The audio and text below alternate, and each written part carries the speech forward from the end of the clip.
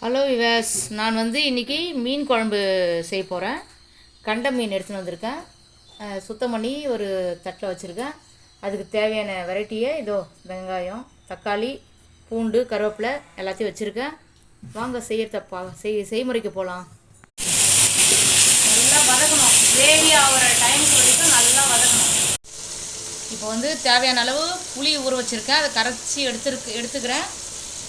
மிளகாத்தூள் எனக்கு இந்த அளவு இப்படி போட்டால் தான் தெரியும். மிளகாத்தூள் போட்டுக்கணும். உப்பு இதுன்றதுக்காக வெங்காயத்திலே போட்டேன். ஆனால் மீன் குழம்புக்கு தேவை பழைய புளி போட்டால் தான் நல்லாயிருக்கும் எப்பயுமே குழம்பு.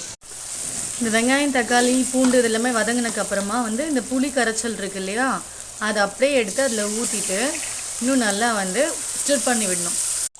மீன் இப்போ கொதிக்கிற குழம்புல மீன் குழம்பு ரெடி.